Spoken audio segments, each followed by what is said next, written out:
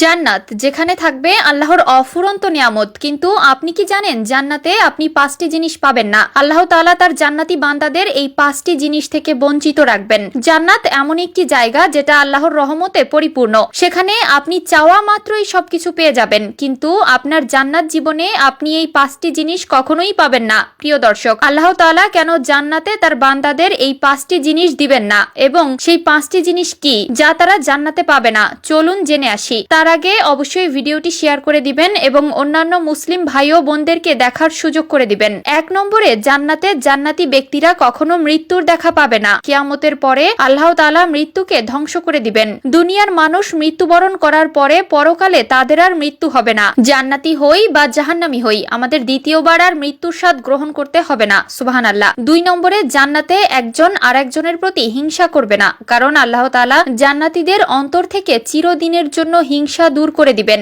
দুনিয়াতে আমরা একজন অন্যজনকে দেখলে হিংসা করি, কারো ভালো দেখতে পারি না, একজনের পিছনে একজন লেগেই থাকি। তবে আল্লাহ তাআলা হিংসাকারীকে পছন্দ করেন না। আল্লাহর জান্নাতে প্রবেশ করার পর অন্তর থেকে হিংসা তুলে নেওয়া হবে এবং অন্তরকে নরম তুলার মতো করে দেওয়া হবে, যে অন্তরে থাকবে শুধু মায়া ও ভালোবাসা। আমরা সেই নবীর উম্মত যে নবী আল্লাহকে বলেছেন, আমার একটি উম্মত জাহান্নামে থাকতেও আমি জান্নাতে প্রবেশ করব না। সুবহানাল্লাহ। এরকম একজন রাসূল পেয়ে আমরা সত্যিই গর্বিত। 3 নম্বরে, জান্নাতে জান্নাতবাসীদের কখনো ঘুম আসবে না, কারণ আল্লাহ তাআলা জান্নাতীদের নির্ঘুম করে দিবেন। যারা আল্লাহর পথে চলেছেন, যারা আল্লাহর দ্বীনের কথা বলেছেন, যারা প্রিয় নবীর কথা মেনে চলেছেন, এক কথায় নেক আমল ও ঈমান নিয়ে মারা গেছেন, তাদের জান্নাতে আল্লাহর রহমত উপভোগ করতে দেওয়া হবে। তাদের চোখে কোনো ঘুম থাকবে না, তারা থাকবে নির্ঘুম, উপভোগ করবে আল্লাহর রহমতের জান্নাতের নিয়ামত। 4 নম্বরে, জান্নাতি ব্যক্তিদের কখনো প্রাকৃতিক ডাকে সাড়া দিতে হবে না, কারণ তারা জান্নাতে যেটাই খাবেন সেটাই তাদের পাকস্থলীতে হজম হয়ে যাবে, তাদের মলমূত্রের প্রয়োজন হবে না। সুবহানাল্লাহ।